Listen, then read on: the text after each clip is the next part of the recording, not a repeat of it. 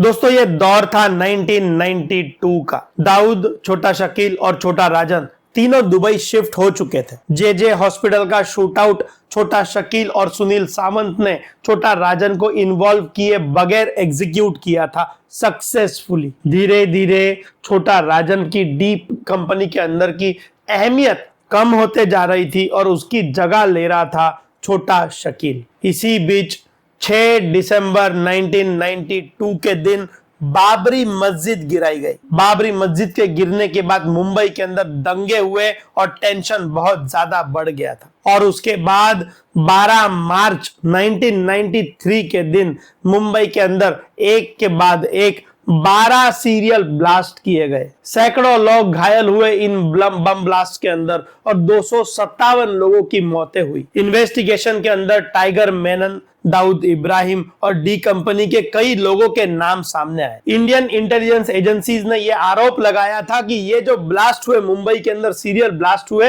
ये बाबरी मस्जिद के गिरने का बदला लेने के लिए करवाए गए थे और इसमें पाकिस्तान के आईएसआई की भी मदद ली गई थी। मुंबई सीरियल ब्लास्ट की पूरी प्लानिंग के अंदर छोटा राजन को कहीं पर भी इन्वॉल्व नहीं किया गया था। राजन जैसा बड़ा आदमी इतने बड़े ऑपरेशंस की प्लानिंग से अगर बाहर रखा गया था तो इसका मतलब साफ था, इसका मैसेज साफ था कि दाऊद का इनर सर्कल अब बदल चुका था। जब छोटा राजन को इन मुंबई ब्लास्ट के बारे में पता चला तो वो उसके लिए बहुत बड़ा शॉक था। वो खुद को मुंबई का आदमी मानता था और उसकी गैंग के अंदर बहुत सारे उसे मानने वाले हिंदू और मराठी लड़के थे। 1993 के ब्लास्ट के बाद धीरे धीरे छोटा राजन ने दाऊद से दूरी बनाना शुरू कर दिया।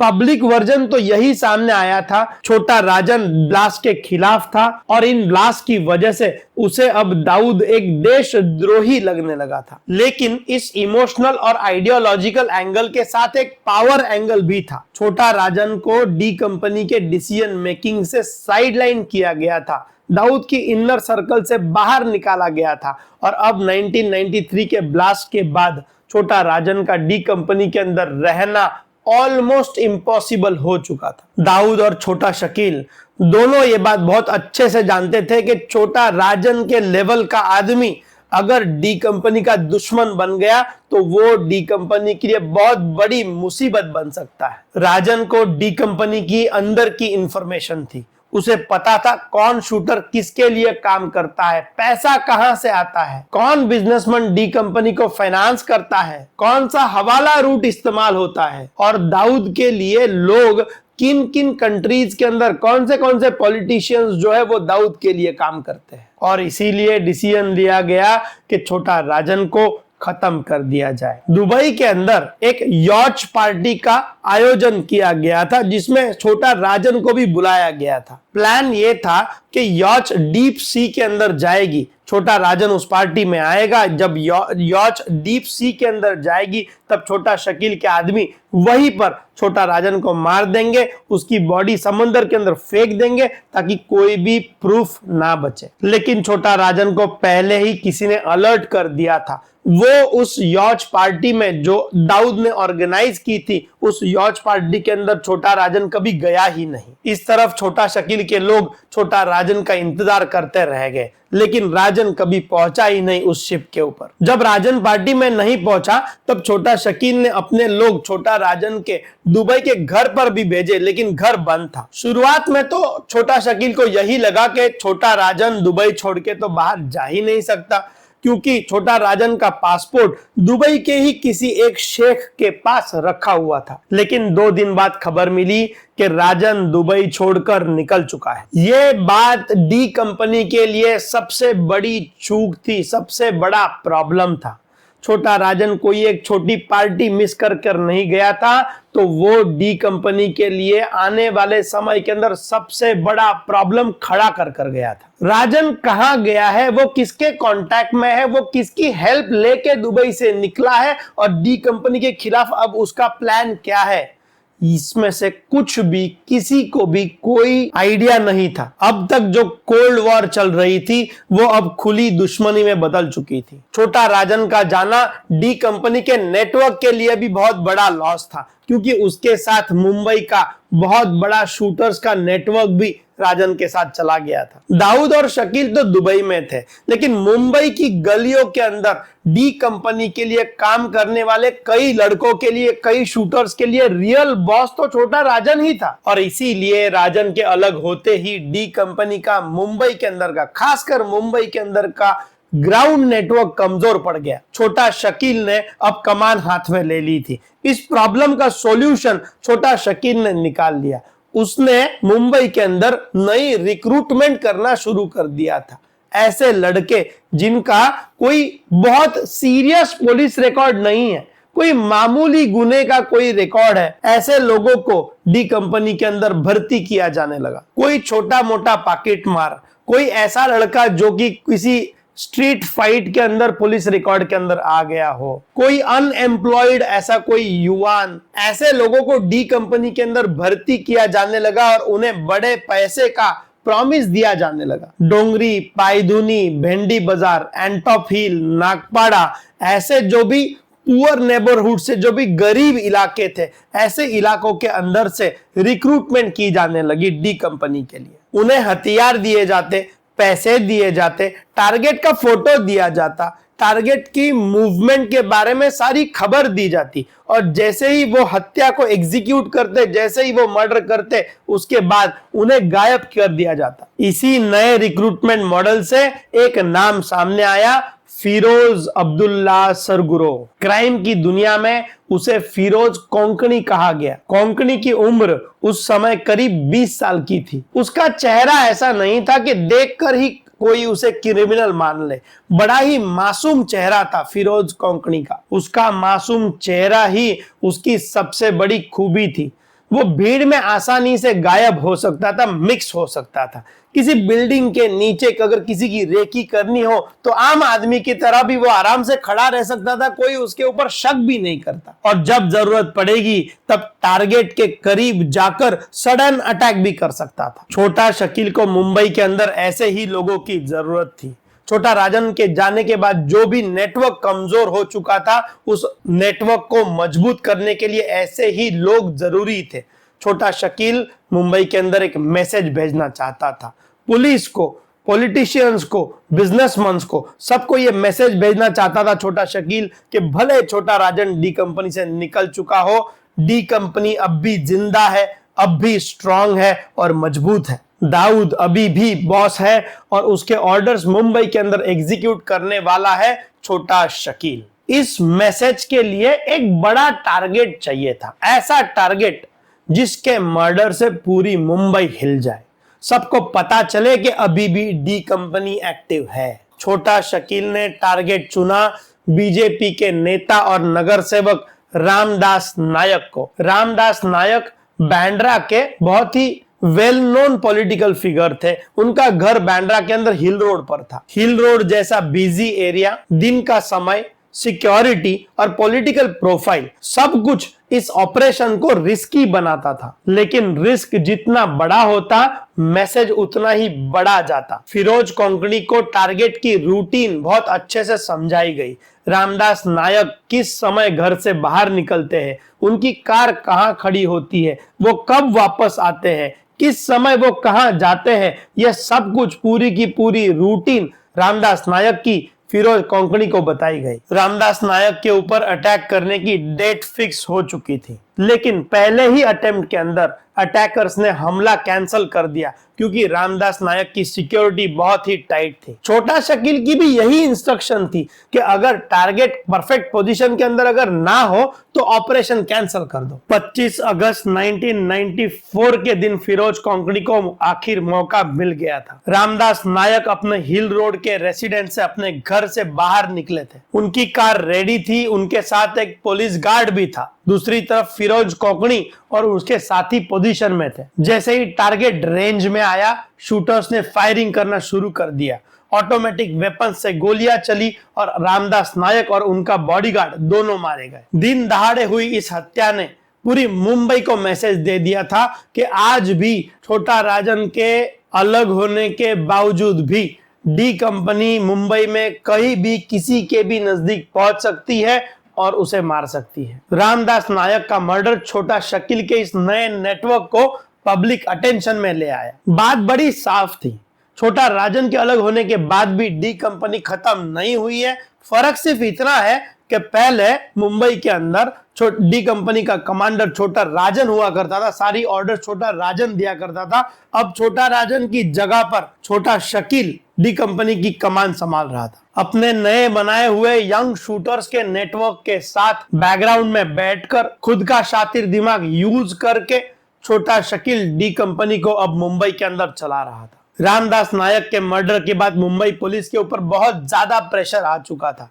एक नेशनल पार्टी का वरिष्ठ नेता बांद्रा जैसे बिजी इलाके में दिन दहाड़े ऑटोमेटिक वेपन्स के जरिए मार गिराया गया था।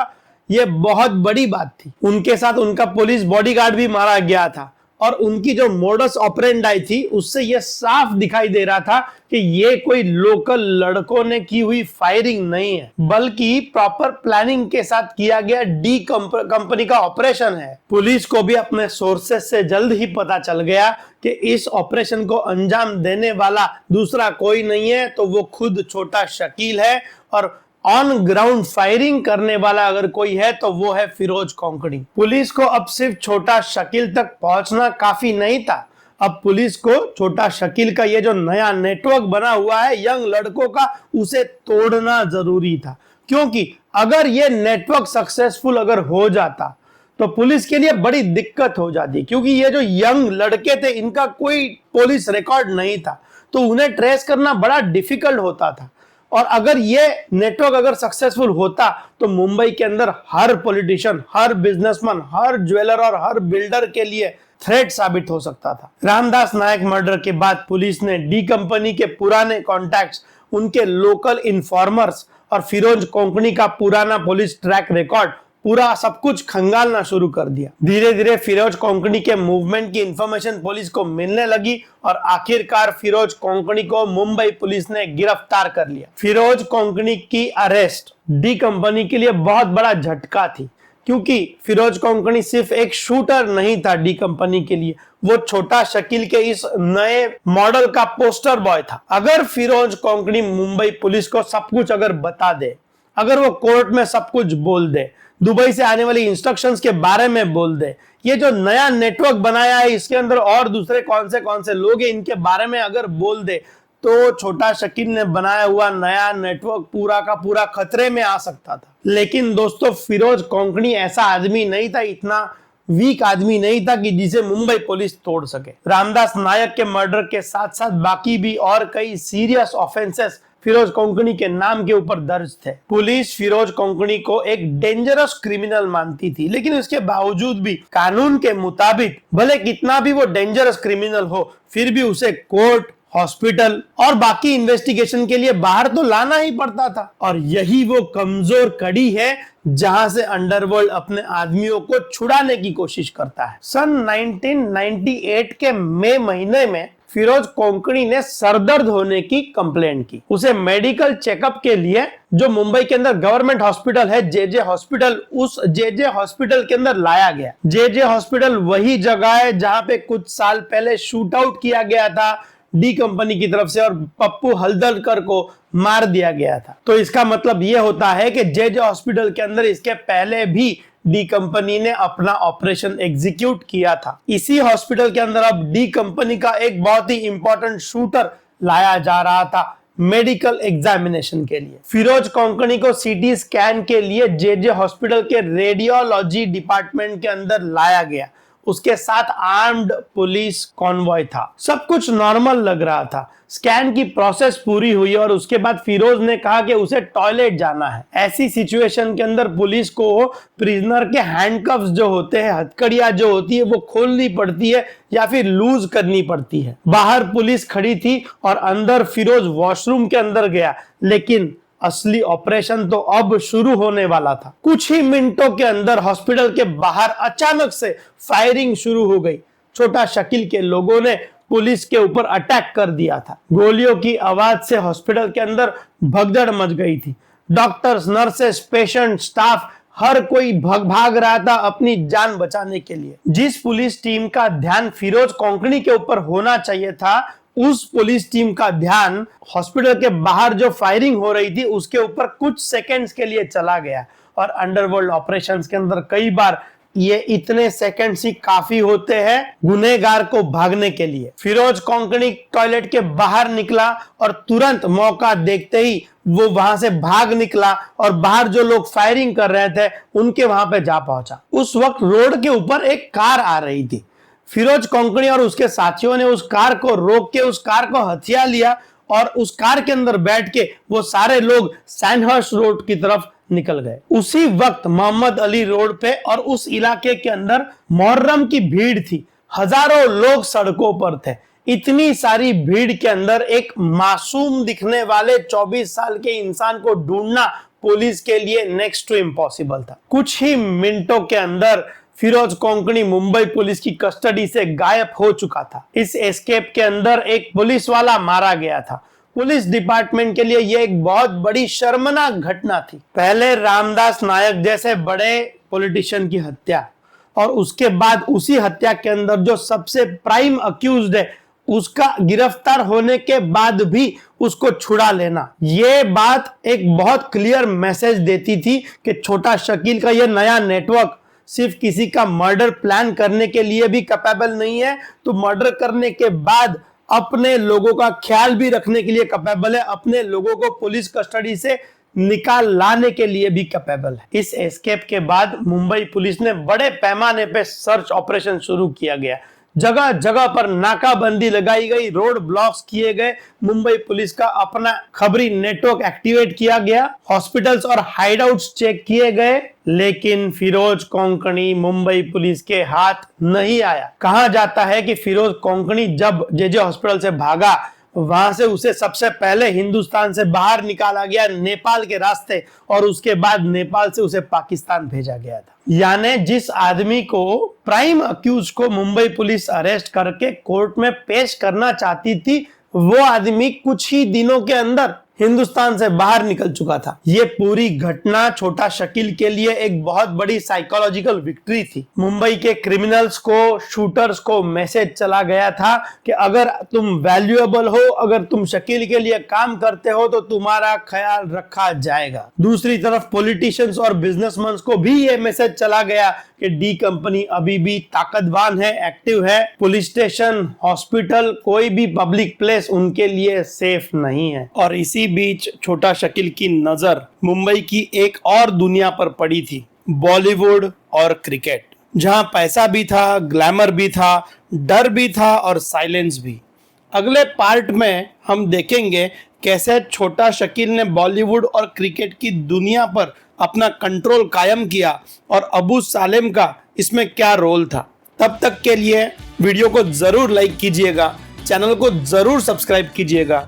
Thank you so much for watching. धन्यवाद।